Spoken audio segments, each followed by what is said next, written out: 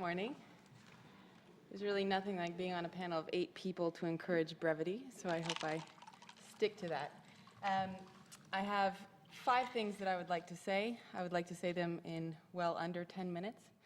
But basically, I'm going to speak on the topic of the interplay between state legitimacy and sovereignty on the one hand and international interventions on the other.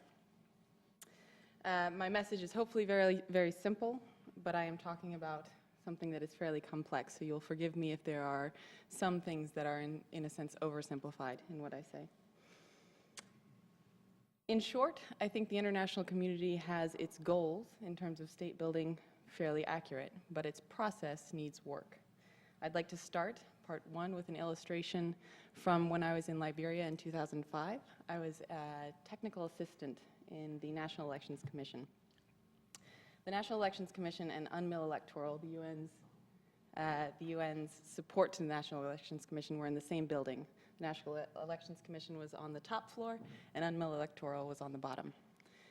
In this situation, everything was sort of supposed to be integrated, but what you had, and for those of you who are familiar with South Africa during the apartheid era, you will know that Soweto is probably the most famous township, and that it became sort of emblematic of the oppression of the apartheid government. Forgive this digression, but it's important.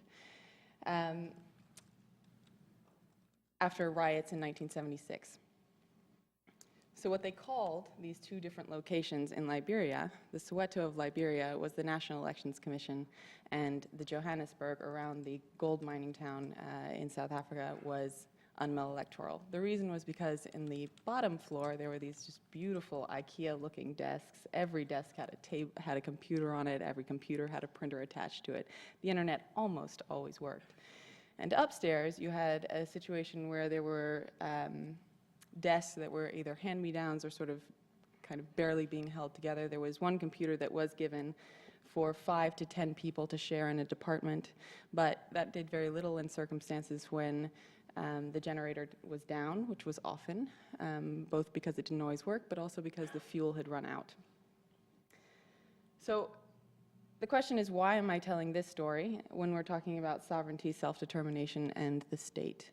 And the reason is because not just that there's a sort of jarring inequality, which is problematic in and of itself, but because I was there, as were all of my colleagues, in an effort of state building. Our goal was to support a viable state. And in one process, we both did quite a lot, I think, to support that state. And simultaneously, via our process, we made the state look, by comparison, little and incapable, and in that sense, illegitimate. I would say, in that sense, we over and over and over again undermined the legitimacy of the state. So why does this happen? And you'll be happy to know we're already on part 3 of the talk. This happens because over the last 20 years, I think there's been an accurate recognition of the fact that the state is an important piece of development. And in that, we've naturally led to focusing, we the international community, have naturally led to focusing on building up the state in fragile and crisis situations as an element of development. Within the United Nations, you see the emergence of integrated peacekeeping missions that recognize that you can win the battle with guns and lose the war. And so you bring in elements of the rule of law, of security sector reform, of an entire cadre of civilians, of which I was one of them in Liberia, not through the UN, but working with. Outside of the UN, you have seen also the emergence post 9/11 with the United States' involvement in Iraq and Afghanistan and many of our partner countries, where you see the emergence of a sort of whole-of-government approach, the importance of diplomacy and development come up as much as the boots on the ground in those countries. So I would argue that quite naturally, as you pay more attention to the sovereignty, to the building of the state, you increase your interventions, and quite naturally these interventions are posing challenges to sovereignty. The small case is what I suggested just now, where you have a sort of situation where you're supporting and undermining, but there are much broader cases. There are cases of trusteeships. There are cases where the international community is involved in some fairly fundamental elements of the monopoly of force that we associate with sovereignty, like security sector reform and taking over the military and the police. In those cases, you've actually seen some pushback from fragile states, from the states that are hosting the peacekeeping missions and others. For example, in Sudan, there are various efforts to periodically throw out all internationals. I'm not arguing for that, mainly just highlighting it. So, almost finally, is this necessarily so? Is it necessary that the more we care, the more we do, and the more we do, the more we hurt those that we love? I'd like to answer that with another example, this time from East Timor, which is a movement called the G7+, and importantly, it's the little G7+. It is a group of fragile states, Afghanistan, Burundi, Central African Republic, Chad, Cote d'Ivoire, DRC, Haiti, Liberia, Nepal, the Solomon Islands, Sierra Leone, and Timor-Leste. And you'll notice that it's more than 7, which is where the plus comes in. It's spearheaded by Timor-Leste. It's spearheaded specifically by a woman named Emilia Perez, who is the finance minister in Timor-Leste. And it's important that it comes out of Timor-Leste because it is a low-income country with middle-income wealth. And they see themselves quite importantly as an icebreaker for other fragile states, able to say things that other fragile states maybe can't because they are beholden to the sort of paychecks of the international community.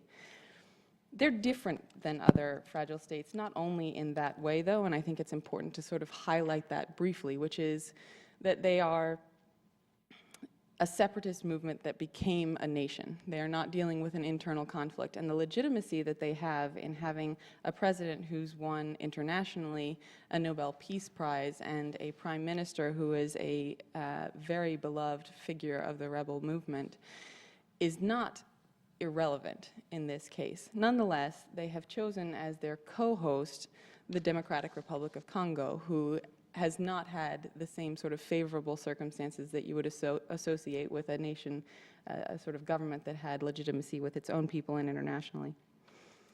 The things that the G7 highlights, and they've had a big meeting where they've sort of gotten together and said, we'd like to do something about the way that donors are operating in our countries.